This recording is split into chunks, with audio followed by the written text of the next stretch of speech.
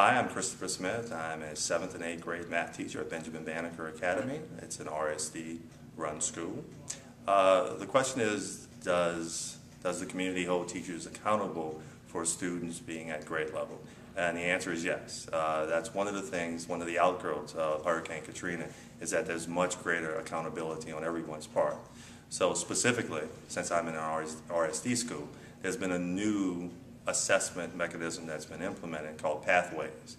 And it's very similar to TAP, the Teacher Advancement Program.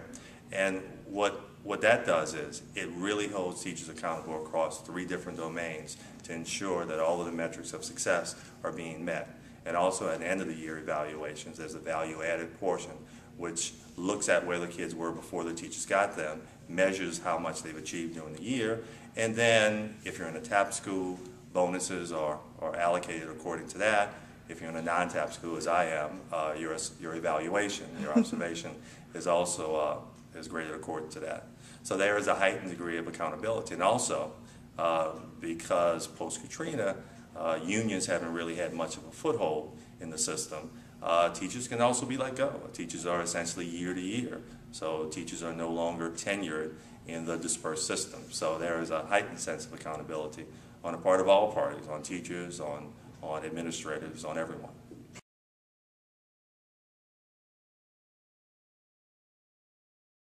My name is Lloyd Dennis, and I'm co-founder of the Silverback Society and chairman of the board of Ashe Cultural Arts Center. And I'm also on the board of OPEN, Orleans Public Education Network. As a community, we have to set our priorities better. We live in a city that has a football team that pays millions of dollars to little boys that get on the field and play with each other. Yet we teachers, we're not paying enough to make the job worthwhile. I think the whole society has to figure out what's important and what's not important, and understand that all of public safety, the ability of our region to attract employers, manufacturing, big companies, peace and prosperity, crime, all of that is impacted by education.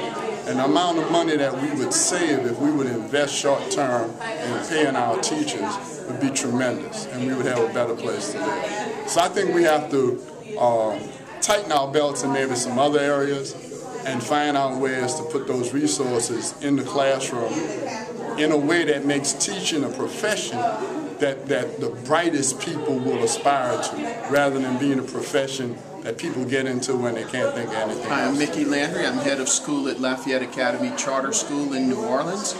And the best thing that the community can do to honor our teachers is for the parents to make sure that they respect our teachers, and that they teach their children to respect the wisdom, the energy, and the sacrifice that our teachers make every day on behalf of their children. Thank you.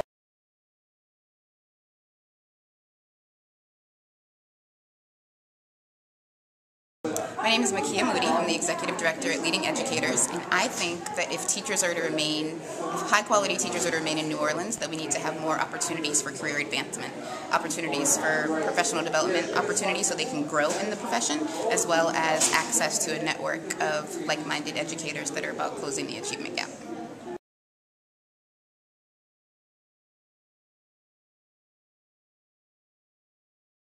Hi, my name is Karen Hollingworth, and I am actually a new teacher with Teach NOLA. So yes, I have considered working as a teacher. I guess the question, or the answer to why, would be because there's a need for really good teachers, not only in New Orleans but also in other cities. And I have worked with kids in many different capacities, and have found that actually working as a teacher is probably the most helpful and most effective way to work with children, but also have effective change in a larger scheme of things. So yes, I have considered working as a teacher.